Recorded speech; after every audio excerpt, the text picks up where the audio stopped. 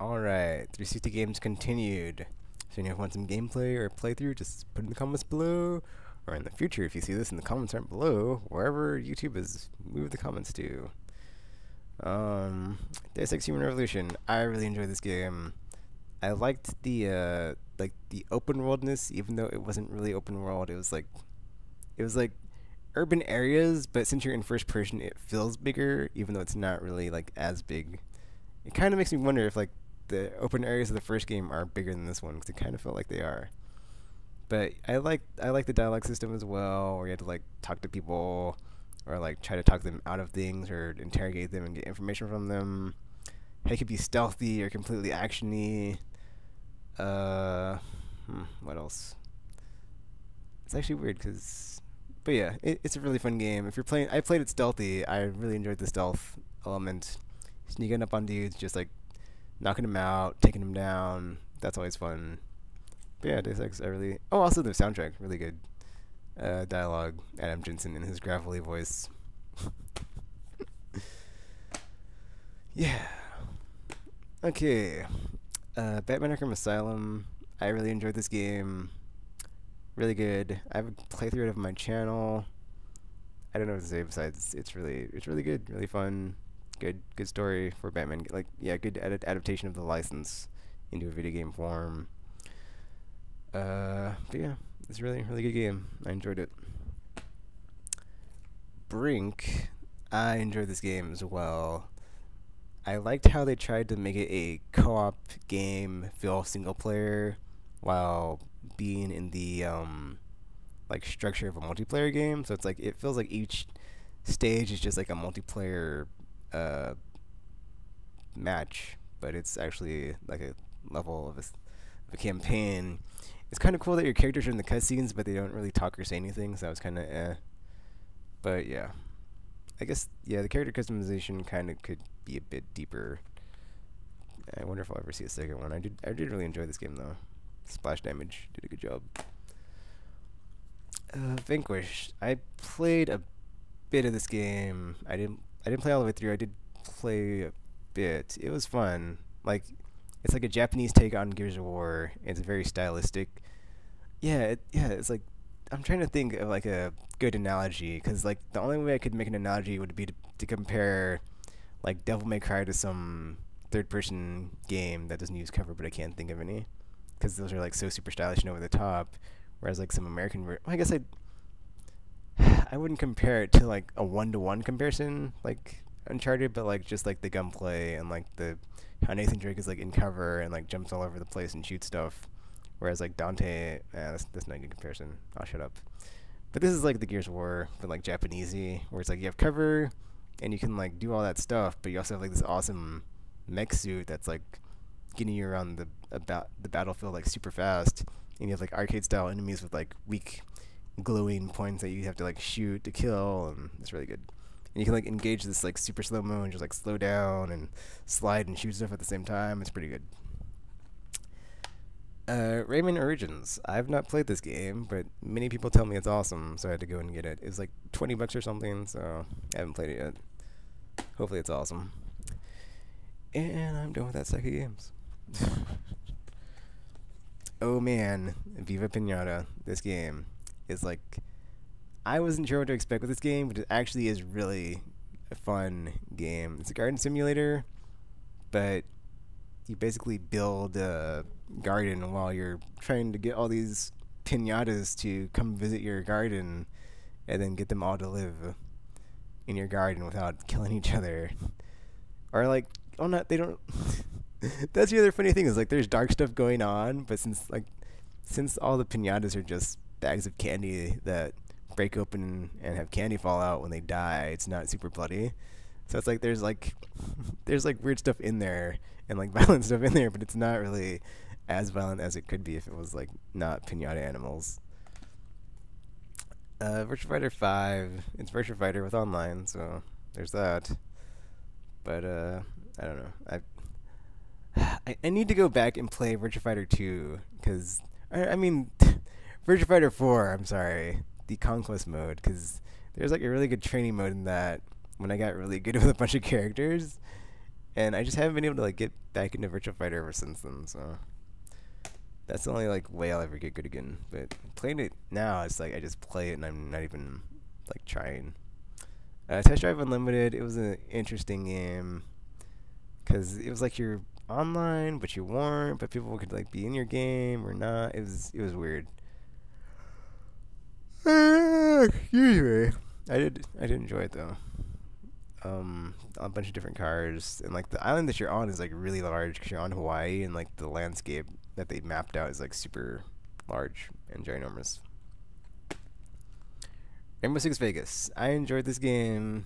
It is more arcadey and shooter-y than like previous Rainbow Six games, and it's not as tactical, but it's still got that Rainbow Six feel of like very SWAT style action.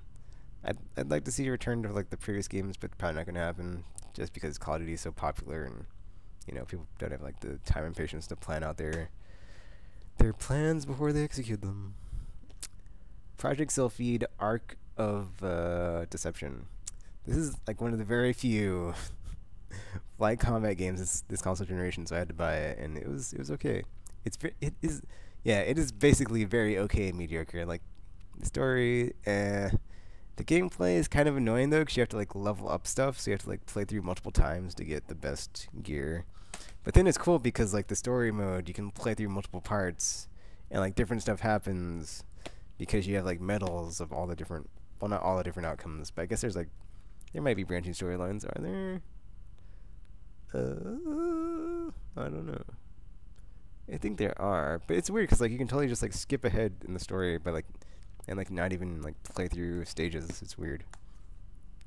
Project Gotham Racing 3. So basically, just a really pretty and improved Project Gotham Racing game. Like I haven't played 4, so I can't compare to that. But yeah, it was basically the same as all the other Project Gotham Racing games, and Metropolis Street Racer before that, so I enjoyed it. Too bad we won't get any more since there's no more Bizarre Creations. Ooh, Elder Scrolls 4 Oblivion. Game of the Year Edition. I have not played this game. Like I said, I haven't had a chance to get into any of the Bethesda games because they're so epic and massive, so I haven't had time to set aside and just be like, alright, let me crack on this. Alright, and this is the game I got with my 360, which is the dual pack of Marvel Ultimate Alliance and Forza Motorsport 2. So Marvel Ultimate Alliance, I like it. At first I was kind of but I went back and played it the other day. It's okay. I'm not gonna say I like it actually. It's alright. It's not that bad. Like you basically get to team up with 4 heroes and then go in and I don't know. It's really old. I don't know. It's just like whatever. It's like an excuse to get all the heroes together and fight bad dudes. It's okay. It's not like it could be worse. It's not the worst superhero game. It's not the best. So, Forza Motorsport 2. I enjoy Forza. It's got a lot of stuff like to unlock. I also like the whole system of you have a territory, and depending on what territory you pick, like Japan, Europe, or North America, you get certain benefits versus like what cars you drive and how you have like your manufacturer level as well. Like so as that goes up, they give you like free cars or whatever. So that's always cool. But yeah, I really like Forza. Forza. Is there a third one, or is the third one? I don't know. I think there's a third one. So, but I didn't play any after 2. I did like 2 though. Lost Planet Extreme Condition. This game, I don't know. I played it. I tried to get into it, but I wasn't feeling it, and I got stuck at some wall or something. I don't know. Like it's weird because like there's a lot of like empty spaces in this game. And, like you're traversing the environments, like in between enemies. You'll be like, I don't know. It's all right. I didn't play enough of it to really like give it a good shake, but I need to go back and play it. So. Okay, so we have Kane and Lynch Deadman. This game isn't as bad as people make it seems. I mean, yeah, Jeff Gershman got fired over it, but that sucks. But I was playing it and I was like, oh, this game's not. It's okay. It's not good. Not the best third person, not the worst third person game I've ever played. It's a very like average to mediocre, but it's got some interesting ideas, like when you can borrow ammo from your teammates and stuff, or just I just like the different type of missions in this one. 'Cause they're just really weird. Like one, you have to break into a prison to like break someone out, and then the one where you like go into the club to get the one in Japan or Hong Kong or wherever, that one to get the daughter of the dude. Um, and then like when it'll like have the third person camera segments when like a sniper dude is like trying to shoot you and you have to like hide from the scope. Yeah, I enjoyed it. I don't know. It wasn't that bad. It was okay. Modern Warfare 2. I already talked about this on my other channel. I mean, other video. Uh, I'm trying to think what I said. It's not that bad. I liked it. The whole time it's basically just like straight up action, getting to the bottom of stuff because the way stuff goes down at the beginning into the known Russian mission after the U.S. is implemented in that attack. That mission could have been done better, but it's like whatever. It was whatever. It was what it is. I like the whole part when you go to get. Well, I guess I'm not gonna say who you get because it's kind of a spoiler. But that character from the first game that shows up in the second game, that was cool. And then multiplayer, outside of some balance stuff, is like the best one, except for the fact that people could just kill you and then, or when people would like. I guess towards the end when people just like kept doing the same stuff to get the nuke, and like the fact you could not turn that off in the playlist until like later on when Activision finally added the playlist without that on it. That was nice. But yeah, Call of Duty is Call of Duty. Saboteur is a pretty good open world game.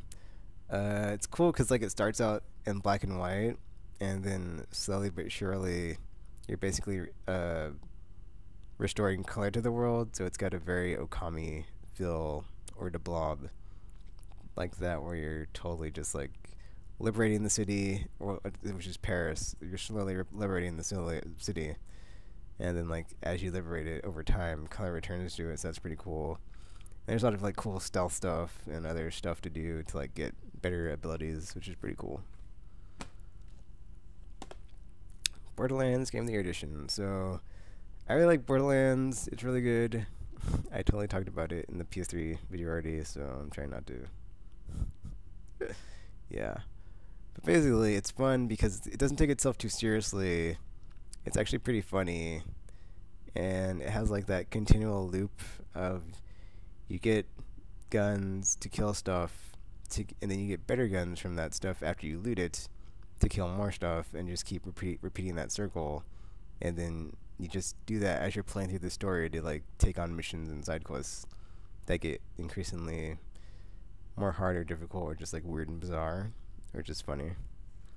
And it's got weird enemy types too, like the midgets and the spider ants and like other cool stuff. Assassin's Creed 2. I did not like this game.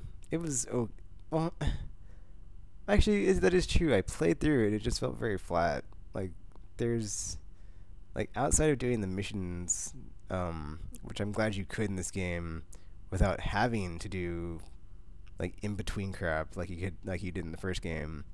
But like playing through those missions, it wasn't very, I don't know, it wasn't very fluid the way the story progressed. Like I just felt like I was going from point A to point B killing people, and none of it really ever like made sense of, oh, I'm killing this person for this reason and blah blah blah. And yeah, there's a lot of unlockables and stuff, but I didn't go for that, so maybe excuse me. If I was to watch the truth video that you unlock if you get all those hidden glyphs or whatever, but that'd be a pain. Actually, I did like the assassin tombs. Those are pretty cool. The, like hidden tombs with the platforming and stuff. And I guess, actually they didn't add too much in combat, but yeah, Assassin's Creed 2, it's okay. Slightly better than 1, not the best open world game I've ever played. And then we have Tekken 6, which, story mode aside, because it's pretty weird, especially since they used a Tekken Force mode instead of a, like, one-to-one fighting style, like Mortal Kombat or Injustice, which would have been a lot better served for that, and it felt really weird and was just really odd. But yeah, like the gameplay, the one-on-one fighting is really good, and like all the customization and the characters and stuff. It has like one of like the better songs on it, but the soundtrack itself is kind of not as strong, I would say, as the rest of the series. So Tekken Tag 2, I kind of say the same thing 'cause it's mostly remixes, but whatever. But Tekken 6 is like not like the soundtrack's not on point. There's like some good tracks, but I found myself not, except for like 2 or 3 tracks. There's not really that many. They're like, oh, that's such a great song. There's like 5 good songs, like at least 5. But usually it's like the whole like spectrum of songs in the game are really good. All right, this is Prototype. I haven't really played this game, so yeah, still in my backlog. Can't say too much about it. Open world, go here, do this, kill stuff, but I haven't played it, so. Oh man, Bourne Conspiracy. This game I actually enjoyed. Like, it's a good adaptation. Like, it's weird because like this game got like pretty bad reviews, but it's not that bad. Well, I guess I bought it for like $20 or something, like $10 or something. I got it like really cheap, so I enjoyed it just because you get to play more missions as Bourne in different areas besides like what's in the movies. But then it's weird because like there's a like it goes through the movies and it has like this part from the movie, but it's completely different in the game. So they totally like took liberties with like what happens in the movies in the game. It's like that didn't happen there. What the f? That totally didn't happen. But then it's cool because like you get to play the part on the boat when he goes to kill Wombozi. So that was pretty cool. You actually get to play that part when he goes to kill him, and he gets shot like jumping off the boat and like he's in the water. That was pretty cool. And there's like other parts in the game where you get to play from the movie that's in the game that's like not like the part in the movie that they put in the game that they took liberties with. That's completely different. Some of it's actually like, oh yeah, that's pretty cool. And then Super Street Fighter 4. I already talked about Street Fighter. I'm kind of angry that Capcom came out with this and then Arcade Edition after, just because it's like, come on, like, can't they just patch it in? Capcom, why? Ace Combat 6, it was okay. Like, it's not the best Ace Combat game. It was a nice visual display of the planes flying around and blowing stuff up, but story-wise, I've played better. Or I guess it's not like, to me Ace Combat 5 is like the pinnacle of like the like story and stuff, but this one was like okay. It was, yeah. It's weird because like there's a part in it where you have to like do something. The game doesn't give you a choice to do, or like it doesn't give you a choice and it's like do this, and you're basically having to what's that word? Disobey orders. So that's weird, but yeah. Ace Combat 6. There you go. Alan Wake. I played the first like stage or 2 at the beginning. I haven't got too far, so I can't say too much about that one. People say it's good, which is why I picked it up. So I got it for cheap, and I was like, oh, I guess I'll play it. Alright. Also, X-Men Destiny, have not played it, still in the shrink wrap. Tales of Vesperia, have not played it, still in the shrink wrap. Oh, man. Alright, well, I'm at almost 20 minutes, so I guess I'll go ahead and stop the video here, and I'll come back after this with more Xbox 360 games.